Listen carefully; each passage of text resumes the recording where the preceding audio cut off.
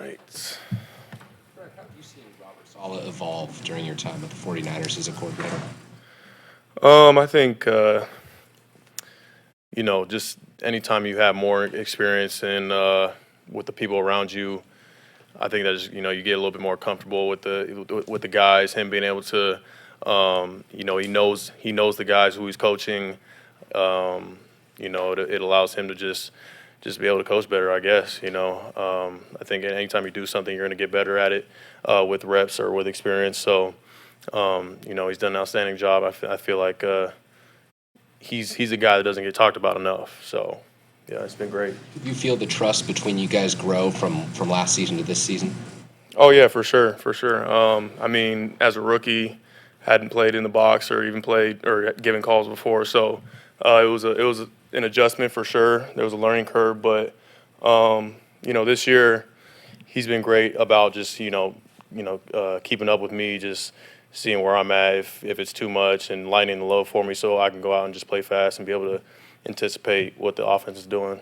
Is that an added responsibility that you enjoy, kind of being the brain trust on the field and everything that he throws at you? Yeah, for sure. I feel like it's an honor just to be able to be out there and have the green dot, give the calls. I take a lot of pride in that, and I try and make sure I'm the most prepared every single week with my own preparation individually, outside of our meeting rooms and stuff like that. Just making sure I'm watching tape. What kind of challenge does Travis Kelce provide that's unique to tight ends around the league? I think he. The dude is a receiving threat for sure. They like to put him in a lot of different positions to be able to get him to catch the ball, and he knows what to do with it after he catches it.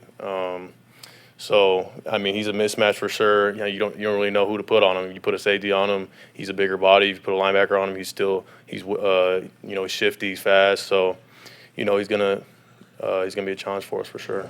Is film work something that you always kind of gravitated towards, even when you were back in school, or is it something that you've evolved to appreciate and take more advantage of?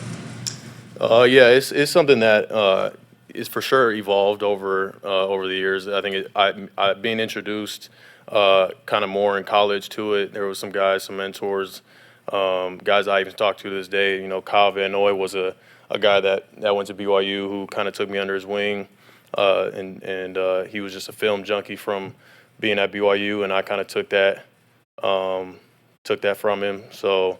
And then obviously once you get to the NFL, it's a whole nother ball game. You can't just go out there, just hoping that you're gonna figure things out. Like you got to kind of be able to anticipate what's going on. You can't know that unless you're looking at the tape, so you can see what they're giving you.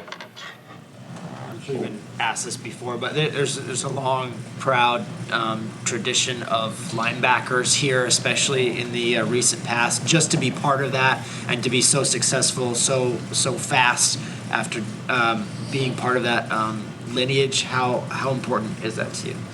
It means a lot. It really does. Last game, I've talked to Patrick Willis a couple times, but he was on the field and we just had a little encounter where he gave me a handshake before the game, and we just shared that little moment. But you mentioned it. This organization has a long history of having great linebackers, and I knew ever since I stepped on this team that I wanted to fall in line and just work my butt off every single day to try and be the best player I can be. Fred, K'Wan Williams, one of the more overlooked players on your guys' defense. He can help you guys in the box or just coverage, and got a strip sack on Aaron Rodgers. What can you say about the guy that he can just play almost like a linebacker amongst you guys, and how he just grinds every day? Yeah, you're right. I think he does get overlooked a lot. I don't even think people talk about the strip sack a lot from just from what I've been seeing. But I think it's just because he puts his head down and he just works day in and day out. He doesn't try and look for praise or any of that. The guy, he does it all for us. He's unwavering. You know exactly what you're going to get out of him every single day. And when you put him on the field on Sundays, I have so much respect for him. We call him the Shark, just because he eats. He's out there, and he might be a smaller guy because he's a nickel, but I mean the dude is one of the most physical players I've been around, and the way he attacks the ball is something that I try to replicate when I'm out there. Is there something about Andy Reid's system that is going to test you mentally, whether it's misdirection or the volume of things that he can do? Does his system pose a challenge mentally? Oh yeah, of course. I mean, not just to myself though. That's just to the entire defense in general. I mean, he's been doing it for a long time. I'm sure it's evolved over the years, but the way he uses his weapons that he has, having one of the best quarterbacks in the game right now, with the weapons he has around him, they're able to do a lot of different things. That's why I think you kind of see the success that they have. So yeah, we'll make sure we're covering our bases.